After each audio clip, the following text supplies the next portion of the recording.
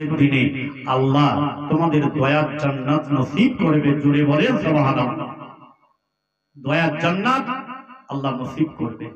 তবে যে কথা বলছিলাম বাপ, যে হক আদায় করতে হবে। আচ্ছা বাপ, যে বাচ্চা সন্তান মা বাপের হক আছে না? না আছে তো নাকি? বাচ্চা যদি হয় তার মা বাপের উপর হক আছে তো নাকি? অবশ্যই। বাচ্চা যদি দুনিয়ায় থাকে, মা বাপ যদি চলে যায় কবরে, কবরে গেলে পরে ওই বাচ্চার কত না 10 মাস 10 দিন গর্ভে রেখে কত কষ্ট, কত জ্বালা যন্ত্রণা সহ্য করে বড় করে মানুষ করেছে। সেই বাচ্চা মা বাপ দুনিয়া ছেড়ে চলে গেছে, বা বাচ্চাকে আল্লাহর কোরআন বলে দিচ্ছে, রব্বির রহমহুমা কামা রব্বায়ানি সগীরা।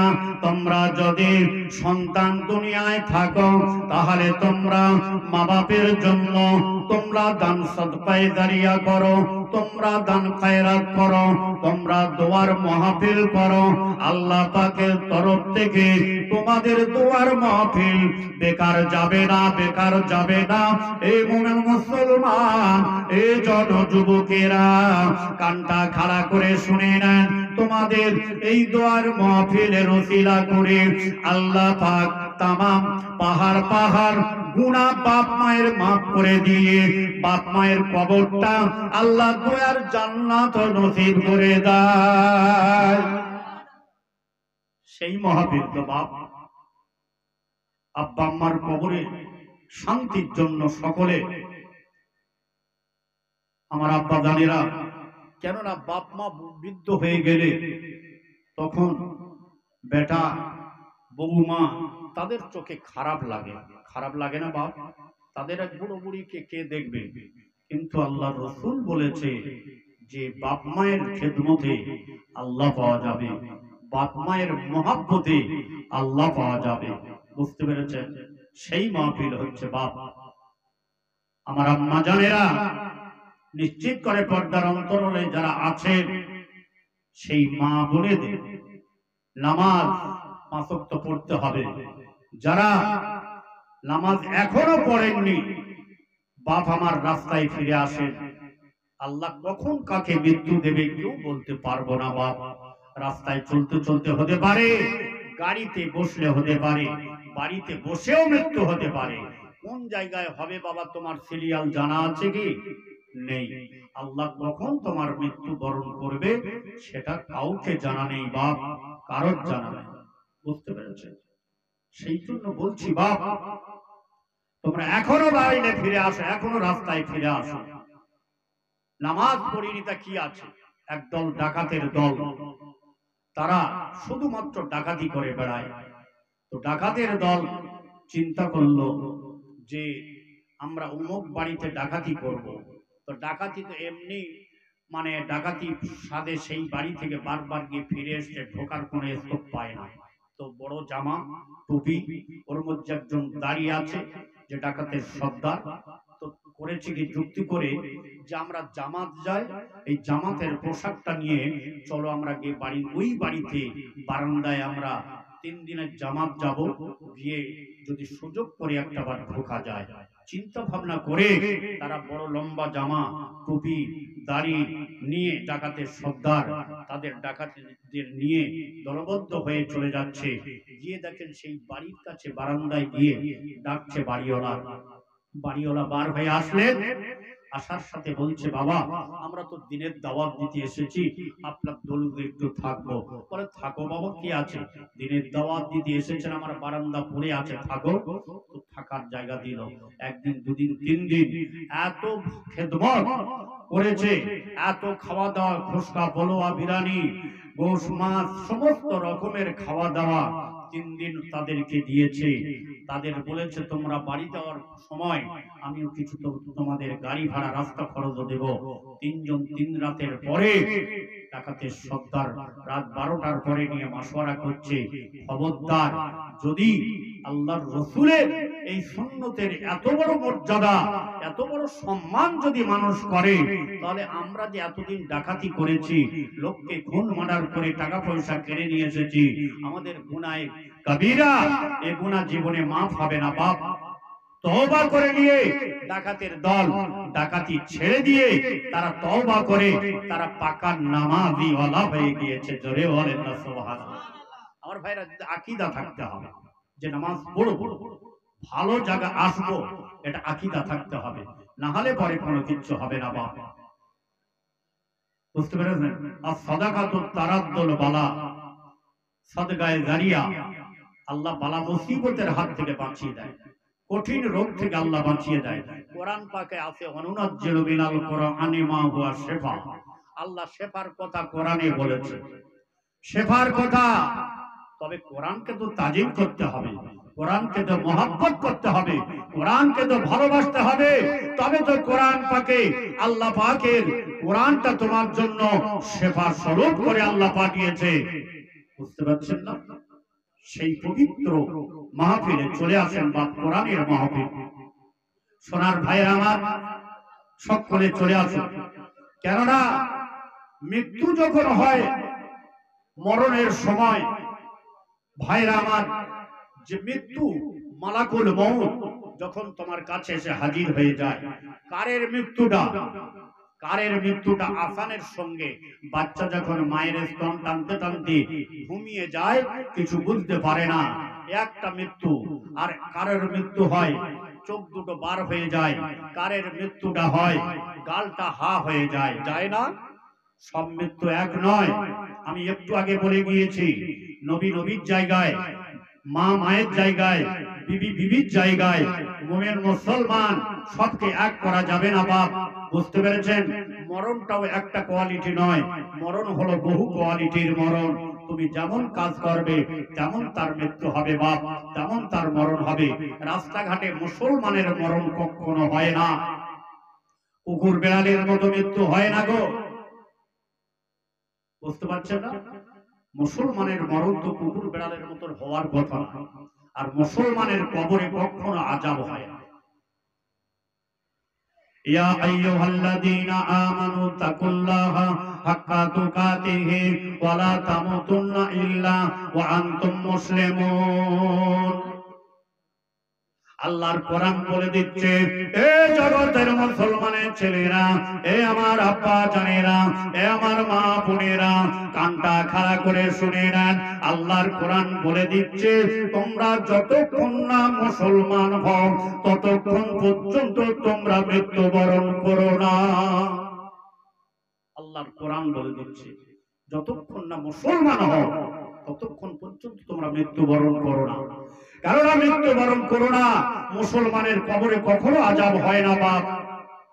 মুসলমানের কবরে যাওয়ার সাথে সাথে আল্লাহ তার আরামের ঘুম ঘুম পড়িয়ে দেয়, জান্নাতের খুশবু খুশবু, মিঠা মিঠা হাওয়া ওই কবরে বইতে বইতে ঘুমিয়ে যায়। জোরে বলবেন না?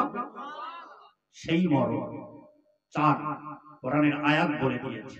বুঝতে পেরেছেন? সেই মরণ যতক্ষণ না মুসলমান হও ততক্ষণ পর্যন্ত মৃত্যুবরণ হও না।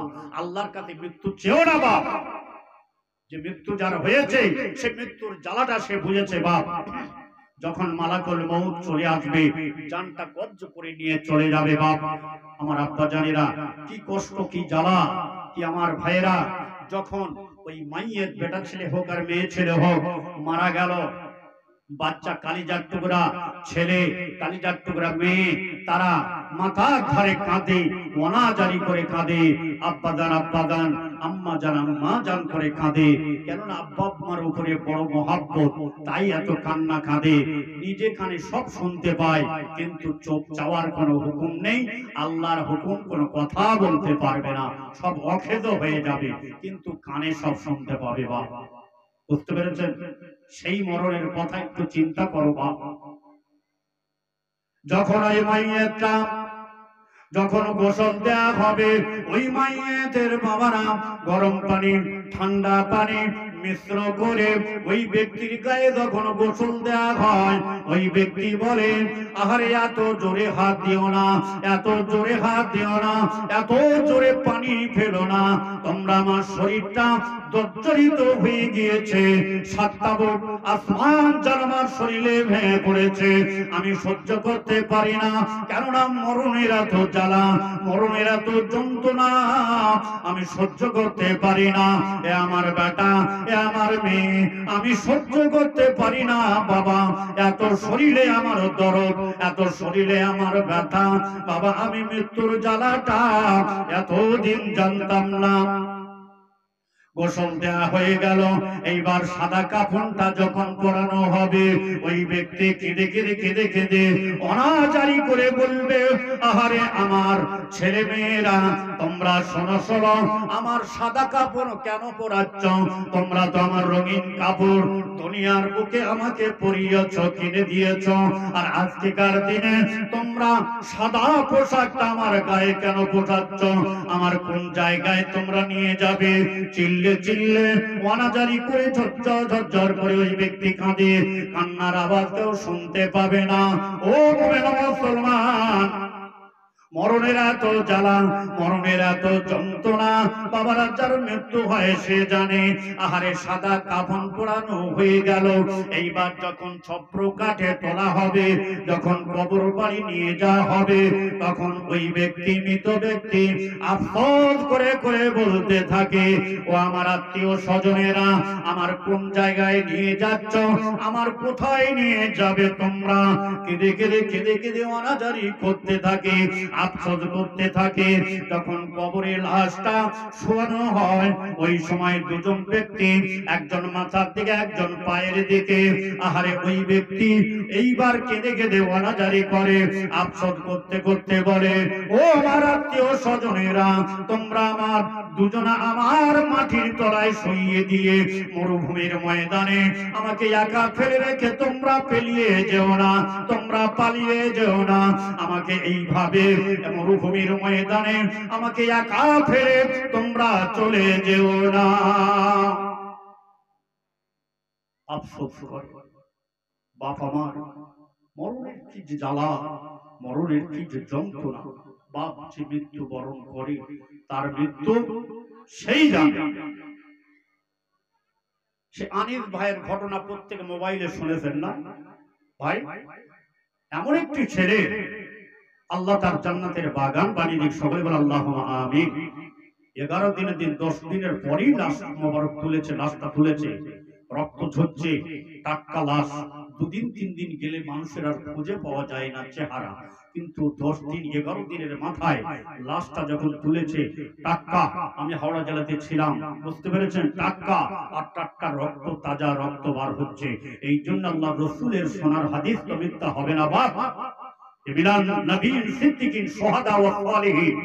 শহীদ যদি মরণ হয়, শহীদের লাশ জীবনে পচবে না কবরে, আর কোন পোকামাকড়, কোন জীব, কোন জন্তু ওই কবরে তারা স্পর্শ করতে পারবে না।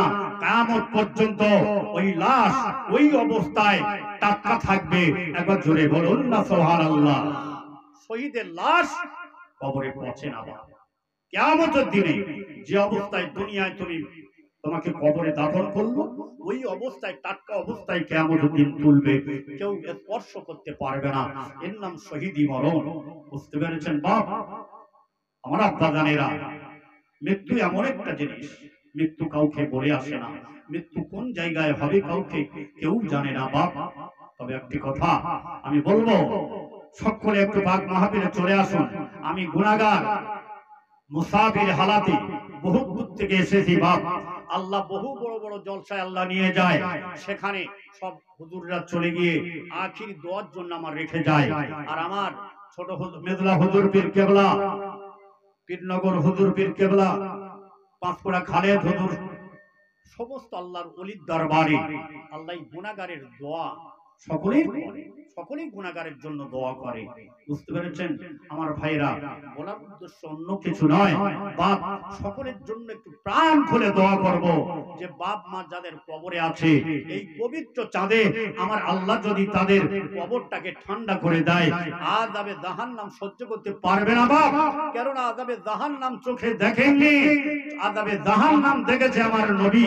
যেদিন মেহরাজে গিয়েছিল সেদিন আমার নবী দেখেছে জিবরাইল আমিন তিনি ঘুরিয়ে ঘুরিয়ে জান্নাত জাহান্নাম আমার নবীকে দেখিয়েছে।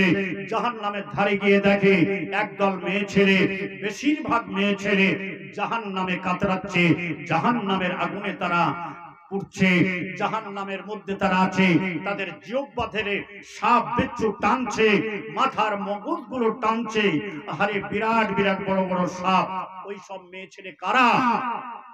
যারা দুনিয়ার বুকে মাথায় কাপড় দেয় না, মাথা এলো করে রাস্তা চলে, ওই মেয়ে ছেলেদের শাস্তি ও জায়গায় ওই রকম হবে বাপ।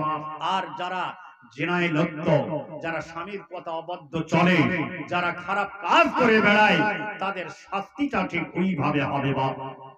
সহ্য করতে পারবে না বাপ, এত বড় কঠিন শাস্তি। সোনার ভাইয়ের আমার, সেই কঠিন শাস্তির হাত থেকে আমরা সকলেই বেঁচে যাব, সকলে আমরা নিরাপত্তা থাকার জন্য আমরা সকলেই চেষ্টা করব বাপ। আমার বলার উদ্দেশ্য, এমন একটি জামানা, এমন একটি সময়, আমার নবীর শেষ সময়, শেষ জামানা। বুঝতে পেরেছো? নবীর জামানাটা এক সময় ছিল, একটা টাইম ছিল, আর এই যে সময়টা এসেছে এটাও একটা টাইম। বুঝতে পারছেন না? আগেকার যে সময় জাহালিয়াতের যুগ ছিল, ছিল না? কি গো, মেয়ে ছেলে হলে বুঝে দিত, জন্ত বুঝে দিত বাপ। বুঝতে পারেন? সব মায়া ছিল না। আর মা বোন চাচি খালা এরা কিছু বাঁচাবাচি করতো না বাপ। সে সময় কোনো জায়েজ না জায়েজ ছিল না, যা খুশি তাই করেছে। কিন্তু এই সময়টা যেটা এসেছে আমরা নিজের চোখে দেখতে পাচ্ছি, নবস্তরের মেয়ে ছেলে সাবাল্য হচ্ছে, হচ্ছে না হয়নি? জোরে বলেন। তাহলে আমার নবীর কথা মিথ্যা হবে নাকি? আমার নবী বলে গেছে যে এমন একটা সময় আসবে সমস্ত জিনিসের স্বাদ উঠে যাবে, আর মেয়ে ছেলেদের অত্যাচার বেড়ে যাবে। যারা অল্প বয়সী 7 বছর 8 বছর 10 বছরের মেয়ে ছেলেরা তারা যুবতী হবে।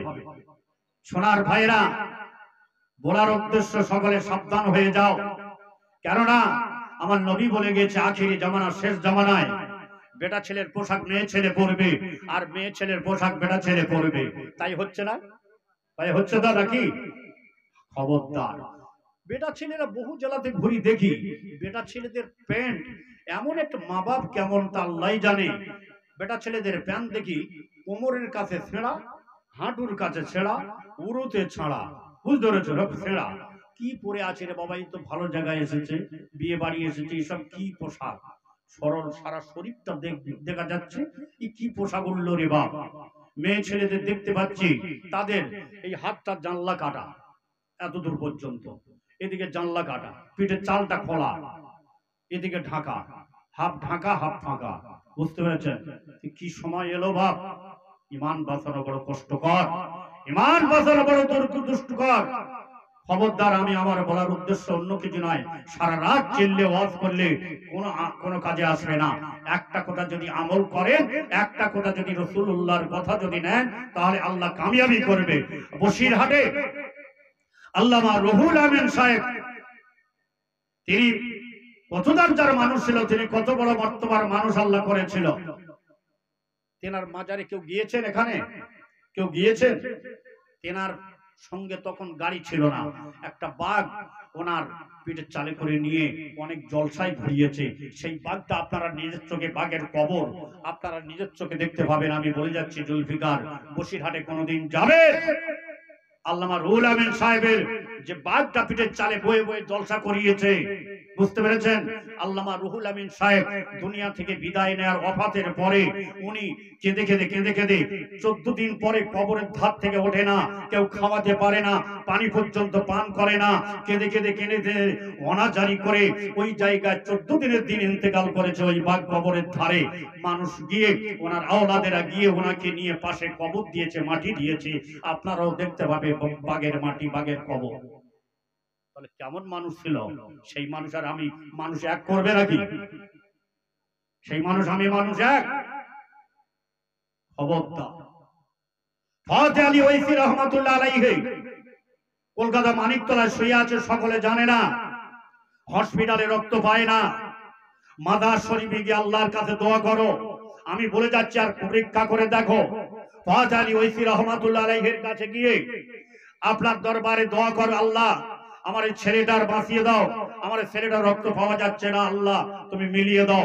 সঙ্গে সঙ্গে আমার আল্লাহ মিলিয়ে দেবে। একবার জোরে বলুন না সুবহানাল্লাহ।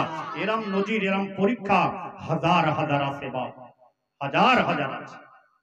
আল্লাহর ওলিরা মরেও যেন না, বাপ তার দুনিয়া থেকে চলে যায় আমার আপনার সম্মুখ থেকে, তারা মরে না গো, তারা দুনিয়ায় সবকিছু দেখতে পায়। আমার বলার উদ্দেশ্য এটাই যে মা জনম দুঃখিনী 10 মাস 10 দিন করে গর্ভে রেখে কত কষ্ট করে মানুষ করে, সেই মা কবরে পড়ে পড়ে আযাবে জাহান্নাম যদি হয়, এই দুনিয়ার আগুনে থাকতে 70 গুণ পাওয়ার বেশি হবে জাহান্নামের আগুন, পুড়িয়ে পুরো সারকার করে ফেলবে। বুঝতে পেরেছেন? সহ্য করতে পারবে না বাপ, তবু জীবন যাবে না, জাহানটা যাবে না বাপ। বুঝতে পেরেছেন? এত দিক আযাব। সেই বাপ মায়ের জন্য এই মূল্যবান চাঁদের এই গুনাহগার একটু হাত তুলবো, আর বাচ্চারা যারা পরীক্ষা দেবে তাদের জন্য একটু হাত তুলবো। আমি এই গভীর রজনীতে আল্লাহর দরবারে 12টার পরে দোয়া কবুল হয়, তাহাজ্জুদের টাইম।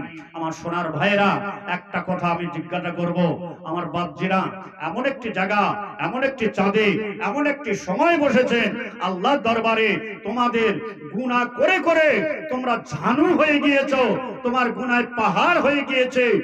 আজকেকার রাতে, আজকেকার চাঁদের মহব্বতে আল্লাহ তামাম গুনাহকে আল্লাহ মাফ করে দেয়। একবার জোরে বলেন সুবহানাল্লাহ।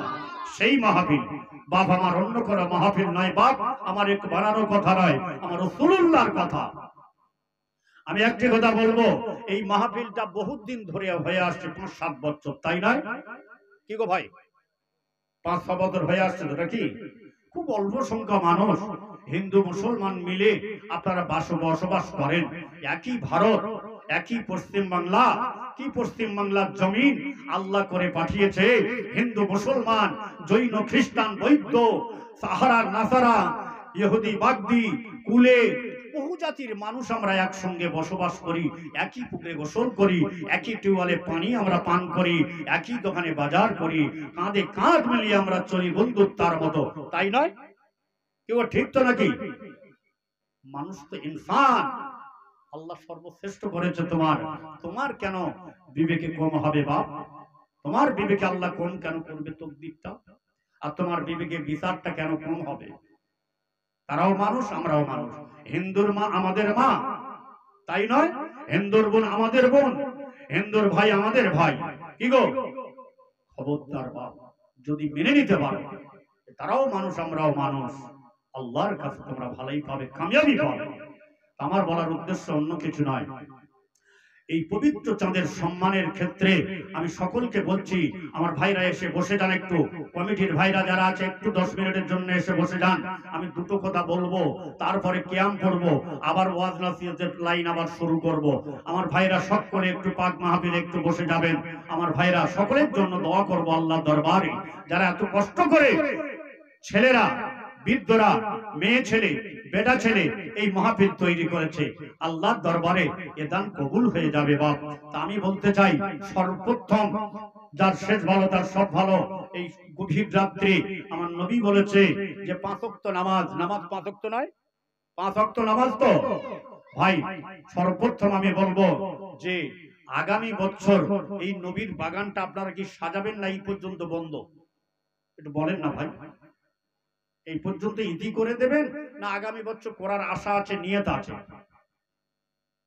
কি গো বলেন না, একটু বলেন। করবেন? তাহলে এই জায়গা নয়, একটু মাঠের দিকে একটু বড় করে করবেন, তাতেই বহু জায়গার মানুষ আসবে।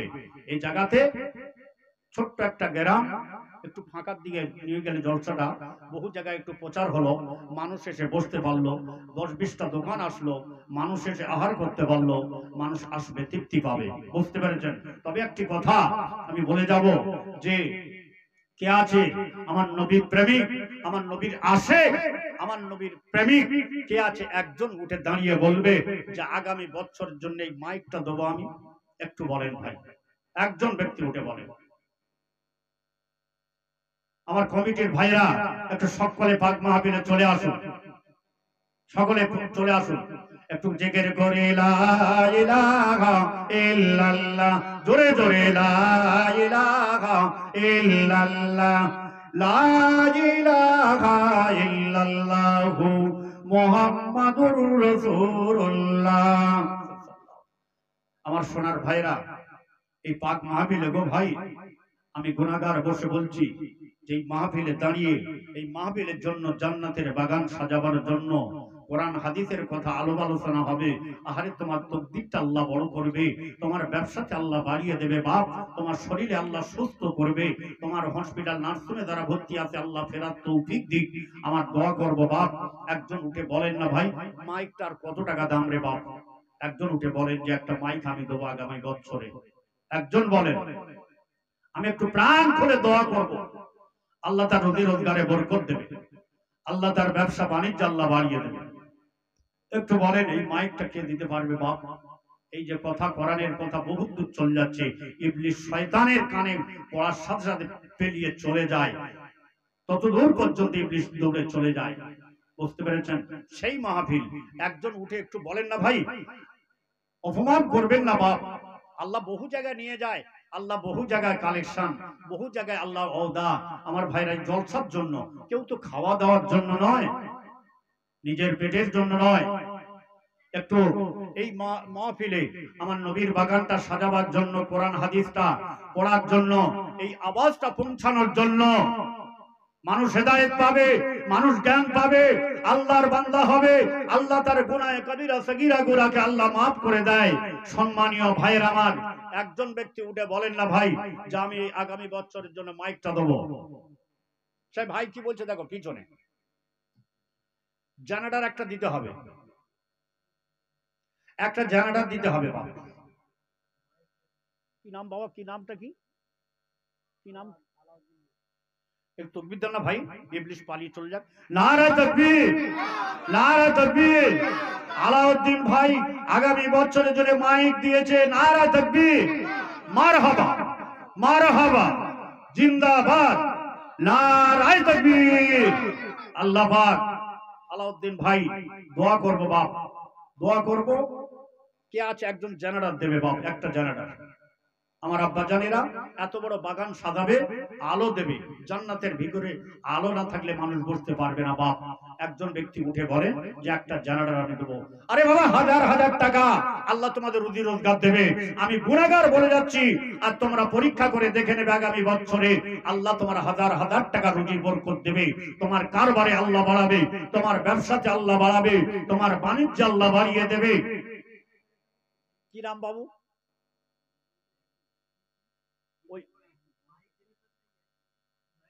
ও আচ্ছা, আলাউদ্দিন ভাই মাইক জেনারেটর সবই দেবে। বাহ মাশাআল্লাহ, আলাউদ্দিন ভাই মাইক জেনারেটর দুটোই দেবে যতটা লাগে। মাশাআল্লাহ মাশাআল্লাহ, আমি দোয়া করব। তবে একজন বলেন বাপ এই প্যান্ডেলটা কত খরচ হয়েছে? কত খরচ হয়েছে বাপ? আনুমানিক কত খরচ হয়েছে? 2000 টাকা। হ্যাঁ, তো দুজন মিলে বলেন না 1000 করে, 2000 টাকা। বাপ আমার জান্নাতের বাগান সাজাবে, আমি দোয়া করব গো বাপ। আর যারা বাইরে আসে একটু এসে বসে যান, আমি গুনাহগার দোয়া করব সকলের জন্য। বাপ আমার একটু দোয়া, সকলে আসেন। এই জেনারেটরটা হয়ে গেল, মাইক হয়ে গেল, এই প্যান্ডেলটা দুজন মিলে বল না বাপ 1000 কোটি টাকা, 1000 কোটি টাকা একটু বলেন, সকলে বলেন না বাপ। একজন উঠে দাঁড়িয়ে বলেন আমি একটু দোয়া করব। 5 জন হলে আমি দোয়া করব, আল্লাহর রাস্তায় প্রাণ খুলে দোয়া করব বাপ। আর একজন ব্যক্তি উঠে বলেন কি নাম রে বাপ? আসাদুল্লাহ। পুরো প্যান্ডেল নারা তাকবীর, নারা তাকবীর। আসাদুল্লাহ ভাই পুরো প্যান্ডেলের দায়িত্ব নিয়েছে, বলো মারহাবা, জোরে বলে মারহাবা, নারায়ে তাকবীর। দোয়া করব। আর একজন উঠে দাঁড়িয়ে বলেন একটা আলেমের দাম দেবে, একটা আলেমের দাম। বাপ আল্লাহ তো রুজি দেবে। আরসাতুল আম্বিয়া নায়েবে নবী, আমার নবী বলেছে যে আলেম ওলামা হলো আমার ওয়ারিস, আহারে আলেম ওলামাকে তুমি যদি ভালোবাসো, তার হাদিয়া যদি তুমি কম করে 2000 টাকা দাও, আমার বাপজিরা কম করে বলছি 2-3 জন মিলে একটা আলেমের দায়িত্ব নাও যে 2000 টাকা আলেমের জন্য তুমি আর রাসূলুল আম্বিয়া নায়েবে নবী, সেই নবী পরেশানের দেবে, আল্লাহ তোমার কামিয়াবি করবে। একটা আলেম যখন গ্রামে ঢোকে কবরস্থানের আযাবগুলো মাফ হয়ে যায়। একবার জোরে বলেন না সুবহানাল্লাহ। সেই মাহফিল বা অন্য কোনো মাহফিল নয়। কবরের আযাবকে আল্লাহ নাজাত বানায়। 1000 করে টাকা দেন 4 জন, একটু বলেন ভাই, একটা করে 1000 টাকা আল্লাহ তোমার রুজি দেবে। এই পবিত্র চাঁদে আর আসমানে, খোলা আসমানের নিচে আমার নবীর মাহফিলে তোমরা বুকে হাত দিয়ে আর ভরসা নিয়ে ইয়াকিন মনে তোমরা নিয়ত করো, ইন্নামাল আমালু বিন্নিয়াত। আমার রাসূলুল্লাহর বুখারী শরীফ, জীবনী মিথ্যা হয় না বাপ, সত্য সত্য আমার নবীর কথা, আমার নবীর হাদিস শরীফ, ইন্নামাল আমালু বিন্নিয়াত। আল্লাহ তোমার পুরা করবে, আল্লাহ তোমার রুজিতে বরকত দেবে, আল্লাহ তোমার কারবার ব্যবসা বাণিজ্য আল্লাহ বাড়িয়ে দেবে, আল্লাহ তোমার জীবনে অভাব অনাটনের জ্বালায় পরের দ্বারস্থ হতে হবে না বাপ, আল্লাহ তোমার অন্যের জ্বালায়